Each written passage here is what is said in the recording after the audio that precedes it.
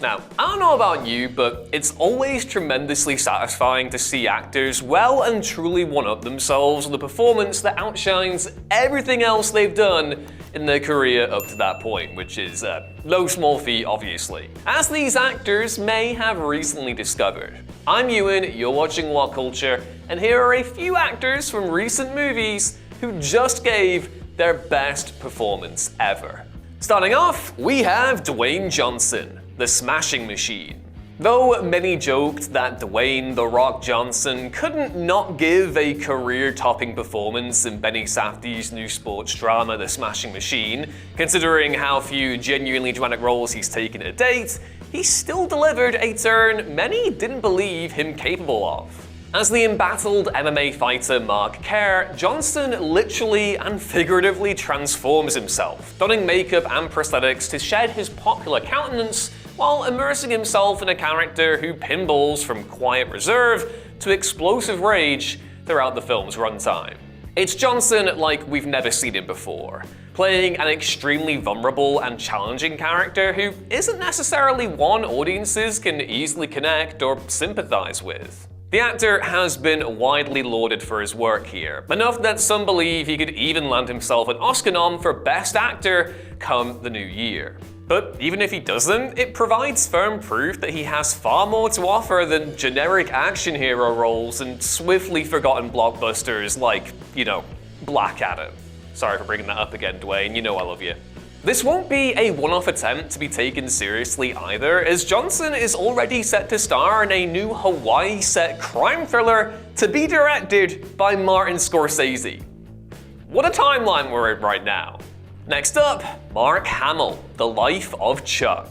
Though few would single Mark Hamill out as one of the better actors in the original Star Wars trilogy, he's grown tremendously as a performer in the decades since, both through his iconic and widely celebrated voice acting roles, namely as DC Comics' The Joker in Batman the Animated Series, and his more recent comeback in the live-action sphere. And 2025 has blessed us with not one, but two great Mark Hamill roles in Stephen King adaptations, both as the Major in The Long Walk, and then as Albie Krantz in Mike Flanagan's The Life of Chuck.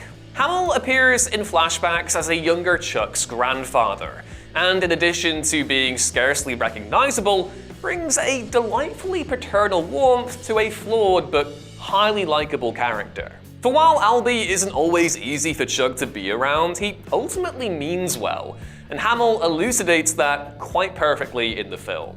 It's a performance that might have actually gotten actual awards attention if Neon didn't bungle the film's theatrical release so spectacularly this past summer. And if that isn't enough praise, Hamill's own wife, Mary Lou, also says it's her favorite of all her husband's performances so far, and out of all the opinions you can have in your life, that is surely the one that matters most. Next up, Sally Hawkins, Bring Her Back.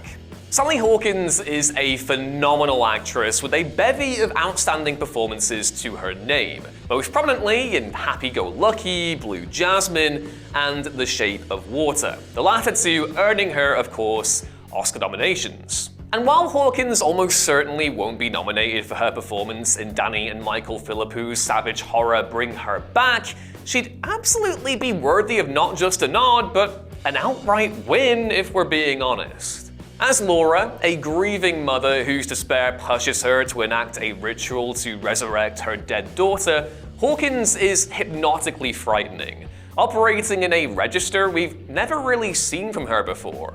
And as squirm-inducingly uncomfortable as it is to watch Laura carry out her grim plan against her new foster children, neither the Philippous nor Hawkins ever lose sight of Laura's pervading humanity. She's ultimately a desperate, broken person trying to triumph over the most apparently final of things, that being the Grim Reaper himself.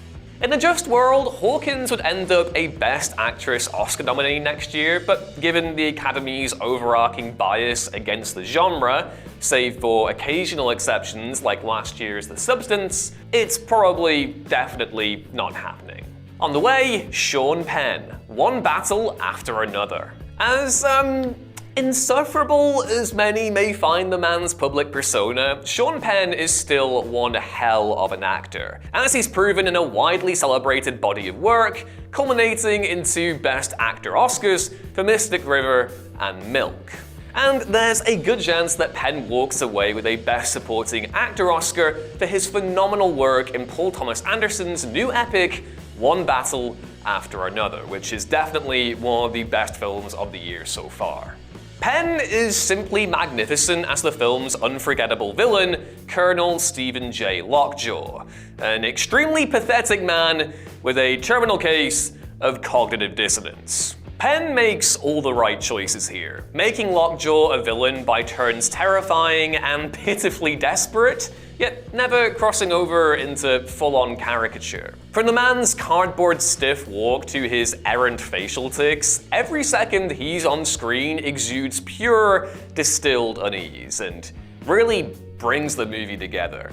In a career lined with banger performances, it's surprisingly easy to argue that this is actually his best work yet. On the way, Nick Offerman, Sovereign.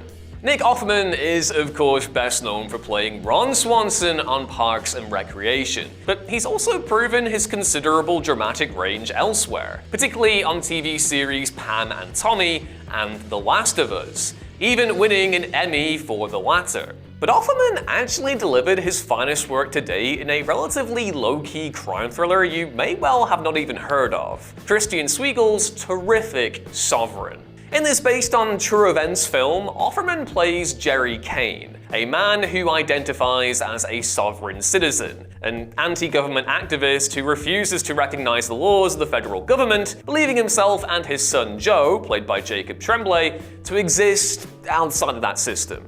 Though Offerman's Ron Swanson was distinctly anti-government, his portrayal of Jerry Kane is basically the polarity reversed version of that. In no way comedic, often deeply unsettling, and ultimately really sad too. The brilliance of Offerman's performance, though, is that while we may vehemently disagree with Jerry's politics and actions in the film, he still finds those kernels of sympathy that brings the humanity to the surface. Jerry never descends into parody, even in his most monstrous moments here, and while Swiegel's film hasn't picked up much traction since being quietly released back in July, it's a dark ride well worth taking. Next up, Dakota Johnson, Splitsville. Dakota Johnson has a bit of an unfair reputation online, that she's somewhat lacking as a dramatic performer, despite her impressive work in the likes of A Bigger Splash, Suspiria, Bad Times at the El Royale, The Peanut Butter Falcon, The Lost Daughter, Cha-Cha Real Smooth, and of course this year's Materialists. But Johnson well and truly outdid herself in Michelangelo Covino's ferociously entertaining new dark comedy Splitsville, which quite perfectly weaponizes her typically laid-back acting mode to deliver a character whose relaxed demeanor belies her hidden vulnerabilities. As Julie, a pharmacist who is in an open relationship with her husband Paul, Johnson is the easy MVP, undeniably aided by this being some of the strongest material she's actually had to work with to date. For those who still don't believe that Johnson is capable of deep dish character work, her knowing line readings and subtle glances do wonders here, perfectly elevating the wild screwball tone that filmmaker Covino is shooting for. Next up, Michael B. Jordan, Sinners. With all the will in the world, Ryan Coogler's masterful horror film Sinners will end up with a shed-load of Oscar noms next year, including a first acting nod for the great Michael B. Jordan. Jordan has proved himself a singular talent in the likes of Fruitvale Station, the Creed franchise, and Black Panther, but his staggering dual turn in Coogler's latest is on a whole other level. It really is like the peak of his career so far. Here, Jordan has the mighty acting challenge of playing twin brothers Smoke and Stack, and yet, while we're all well aware that Jordan doesn't have a twin in real life, his mesmerizing turn in both roles makes it incredibly easy to buy the illusion. Jordan truly makes these characters feel like two flesh and blood individuals, and courtesy of Coogler's perceptive script, is able to dive deep into the differing personalities, fears, anxieties, and temperament of each. Given that Sinners plays out like a straight period crime drama for a long time before the horror begins to creep in, it's certainly possible that Jordan defies the odds and nabs himself a well-earned Best Actor nom next year. Here's hoping. Next up, Paul Rudd, Friendship. Black comedy Friendship is one of the strangest, most fascinating releases of the year, and while star Tim Robinson gives a distinctly on-brand I think you should leave-esque performance as our socially awkward protagonist Craig, it's Paul Rudd who gives a turn quite unlike anything he's ever really done before. Rudd has of course received consistent plaudits for both his comedic and dramatic work, his most lauded performances being in TV show Living With Yourself and films I Love You Man, Role Models, and This Is 40. But as meteorologist Austin in Friendship, Rudd gets to give a performance that manages to both support and subvert his tendency to play cool, chilled-out guys you'd love to grab a beer with. The superficial charm is like all there, but once Austin begins to realize just how unsettlingly weird his new friend Craig actually is, he shifts into an altogether more standoffish mode. The result is a more complex and multifaceted character than Rudd has had the opportunity to play much prior, and though certainly not a big performance, it's more impressively restrained than few would have ever actually anticipated from him, I'm willing to wager. Next up, Pamela Anderson, The Last Showgirl. Now, there's no pretending that Baywatch star Pamela Anderson has a long list of acclaimed performances to her name, and so the bar for her to give a career best turn in a new film is admittedly quite low.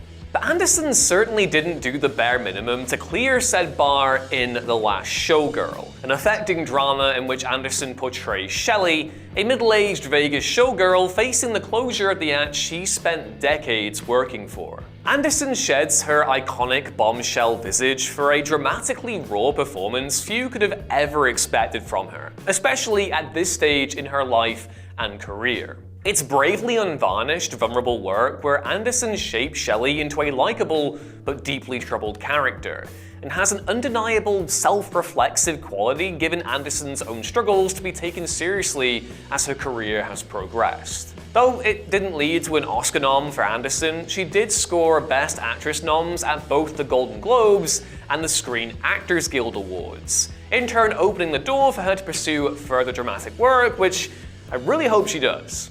Also, that Criterion Closet video she did was wonderful. Go watch it if you haven't. A really cool person.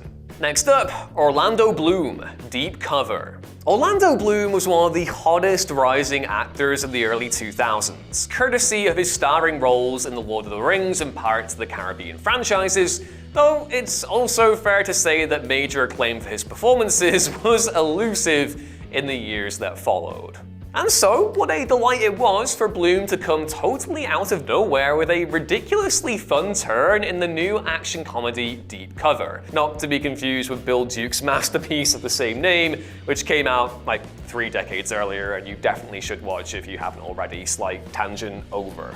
Bloom plays Marlon, a struggling actor with a penchant for going method, who routinely goes way too far while working in a series of police sting operations alongside fellow performers Kat, played by Bryce Dallas Howard, and Hugh, played by Nick Mohammed.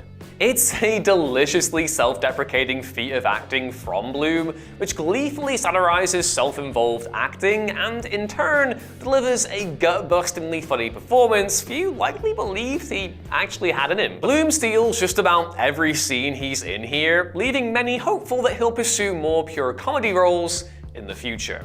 Eddie Gathegi, Superman, 2025. To many, Eddie Gathegi is still best remembered for playing the supremely badass mutant Darwin in 2011's X-Men First Class, a potential rich character who was killed off way too soon in a really stupid way. Gathegi has kept himself busy since in a selection of film and TV roles, though this past summer he got a mulligan at the superhero game once again when he played Mr. Terrific in James Gunn's Superman. It's a testament to Gathegi's performance that he's able to stand out in such a ludicrously busy ensemble cast, taking a character with the potential to be total also-ran material, a stoic super genius, and make him a hilarious standout. Of course, he's aided by a terrifically playful script from Gunn, but even so, Gathegi manages to bring a dry hilarity to Mr. Terrific, while also still making him genuinely warm and likable in his own way.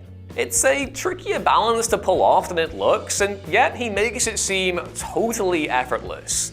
Needless to say, many are just as excited to see more of him in the upcoming Superman sequel as they are David Corenswet's Man of Steel himself. Next up, Jane Levy, A Little Prayer. Jane Levy is best known to many for her ferociously intense performances in horror films Evil Dead and Don't Breathe, but has also proven her tremendous acting range in comedy series Suburgatory and Zoe's Extraordinary Playlist, even receiving a Best Actress Golden Globe nom for the latter. But in Angus McLachlan's new drama, A Little Prayer, Levy well and truly stepped into the cinematic dramatic big leagues as Tammy, a young woman who shares a unique bond with Bill, an also brilliant David Strathard, who I'm so glad is still working, the father of her cheating husband David, played by Will Pullen. Levy isn't merely playing an embattled, mistreated wife here. There are hidden dimensions to Tammy which reveal themselves later, and Levy executes these shifts with tremendous grace. Though Strathern has received the lion's share of acclaim and awards buzz for his central performance of a father trying to set his son straight, Levy makes it abundantly clear she can hold her own against a celebrated veteran actor. Next up, Jai Courtney, Dangerous Animals. Who among us expected Jai Courtney to give one of the strongest performances in any horror movie this year? Not me. Courtney, who spent many years being shoved into franchises he was so poorly suited for, namely Die Hard and Terminator, is clearly so much better utilized as a twisted maniac speaking in his native Aussie twang, as was previously conceptualized in Suicide Squad. Backing this up is Sean Byrne's Dangerous Animals, where Courtney portrays Tucker, a serial killer with a knack for feeding his victims to sharks. Courtney is absolutely terrifying here, his initially easygoing demeanor belying the fact that Tucker is an extremely intimidating, physically imposing man who takes enormous pleasure in murdering his captives.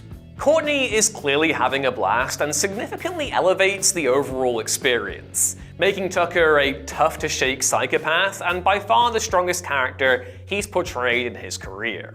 Honestly, striking out as a Hollywood leading man is probably the best thing that could have happened to his career. The deranged supporting player just fits him like a glove. On the way, David Johnson, The Long Walk. Now, it's absolutely fair to say that David Johnson is really only just getting started. The British actor has risen to prominence in recent years through his performances on TV series Industry and films Rye Lane and Alien Romulus, as well as winning the 2025 BAFTA Rising Star Award. But Johnson's widely acclaimed work on all of these projects was impressively outdone by his magnificent performance in The Long Walk, where he plays one of the dystopian horror film's central-most characters, Peter McVries. Though Cooper Hoffman's Ray Garrity is the story's protagonist, Johnson holds his own incredibly well as Peter, bringing soul and warmth to an inherently horrifying narrative, his chemistry with Hoffman bringing every drop of humanity from the tale. The fraught scenario requires the entire cast to run the full gamut of their emotions, and without Johnson's sublime performance, its most affecting crescendos wouldn't hit nearly as hard as they do. While awards love will likely elude Johnson, I want to say, with this performance, it's yet further proof that he's gonna have one hell of a career. Next up, Daisy Ridley, Magpie. Daisy Ridley, of course, came to prominence as Rey in the Star Wars sequel trilogy, though she's had precious few opportunities to really dig deep into a character and demonstrate the full extent of her acting chops. She was great in 2023's Sometimes I Think About Dying and last year's Young Woman and the Sea as well, but it was the recent neo-noir thriller Magpie which saw Ridley surprise everyone with a truly unexpected barn burner of a performance. Though at first it appears that Ridley's Annette is a relatively typical put-upon wife and mother who resents her station in life, the full depths of her character are slowly peeled away over the course of the movie before the third act confirms her to be a genuine femme fatale, and that moment is glorious. Working from a script penned by her husband Tom Bateman, Ridley gets to show the full range of her acting powers here, as a frustrated woman struggling with a crumbling relationship who ultimately enacts one hell of a revenge plan against her straying husband, played by Shazad Latif. Next up, Austin Butler, Caught Stealing. Austin Butler has done a frankly fantastic job of shaking the whole Disney kid label with a number of acclaimed performances, particularly his Oscar-nominated turn as Elvis and as the villain in Dune Part 2. And as terrific as those performances were, it was enormously refreshing to see Butler play a more down-to-earth character in Darren Aronofsky's new crime caper, Caught Stealing.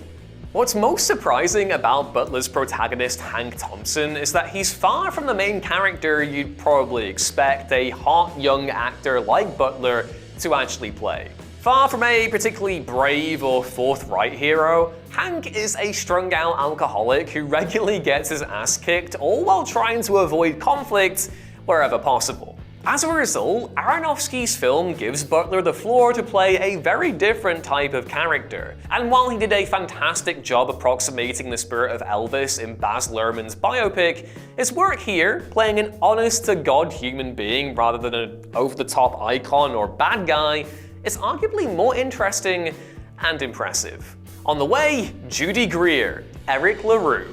Woohoo! Judy Greer mentioned! Yeah! Woo! Sorry, really like talking about Judy Greer. Okay, so Judy Greer might just be one of the most underrated actors of her generation, because her enviable filmography of more than 150 credits, typically supporting roles across TV and film, doesn't do justice to her obvious potential as a lead performer.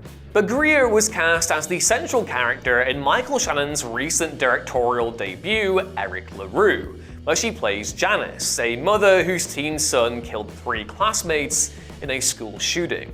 It's a tough, tricky part, as you'd understand, as Janice reckons with her own role in raising her killer son and how much responsibility, if any, she should shoulder for his actions. In stark contrast to the many plucky, supportive wives and mothers Greer has played on screen over the decades, here she gets to give a too rare portrayal of those same roles in Crisis. And it's all the proof the world needs, if it somehow still does, that Greer is a fiercely underappreciated, dramatic performer. Next up, Dylan O'Brien, Twinless. Dylan O'Brien has well and truly completed his transformation from charming young leading man into serious dramatic actor with James Sweeney's indie black comedy, Twinless. In what's undeniably one of the most intriguingly original concepts of the year, O'Brien stars as Roman, a young man grieving the recent death of his twin brother Rocky. At a support group for twinless twins, Roman strikes up a fast friendship with Dennis, and things get more complicated from there. O'Brien has been consistently good in just about everything he's done, but this is the first role to well and truly stretch him dramatically. Beyond portraying 2 twins, albeit only one for most of the movie, he wrings every drop of humanity from a man struggling to cope with the loss of said twin, pinballing between explosive anger and intense vulnerability scene to scene. There are surprises and tonal shifts aplenty throughout the film's runtime, and O'Brien handles it all with incredible poise. On the way, Sophie Thatcher, Companion. Sophie Thatcher may still be very much in the earlier stages of her burgeoning career, but she's already given stellar performances in the hit TV show Yellow Jackets and last year's brilliant Heretic, to name just 2. But Thatcher gave an even more nuanced performance in Companion, where she plays Iris, a companion robot to her owner/boyfriend, Josh, played by Jack Quaid. The brilliance of Thatcher's work here is that it has to operate on a few different levels. To begin with, she's an android who has no idea that she's an android, and then, once she learns the truth, she's forced to reckon with this reality and affect her own agency. The various means through which Iris's settings are changed and tampered with throughout the film only make this even more of a high-wire performance by Thatcher. And to say she rises to the occasion is quite the understatement, contributing another all-timer performance in the pantheon of unforgettable on-screen androids. But considering that Thatcher is just 24 years old, don't be shocked if she one-ups this term with something even better in short order. And last, we have Julian McMahon, the surfer. Julian McMahon is best known for his iconic performance as Christian Troy on FX's legendary drama series Nip Tuck, and to a lesser degree as Dr. Doom in Fox's Fantastic Four movies. But earlier this year, mere months before he sadly passed away, McMahon gave a career-topping turn in the new Nicolas Cage thriller, The Surfer. McMahon plays Scally, the leader of a local surfer gang who doubles as a self-help guru and uses his influence to steer non-locals away from the beach. McMahon's natural charisma as an actor allows him to portray Scally as superficially charming at first, but before long he lets the mask slip, revealing himself to be just another pathetic man peddling dated toxic masculinity to younger and naive men. It's a performance that perfectly inverts the suave characters McMahon was so often cast as throughout his career, and while it's devastatingly sad that he passed away so young, his final theatrically released work was ultimately the best and most nuanced of his tragically curtailed career.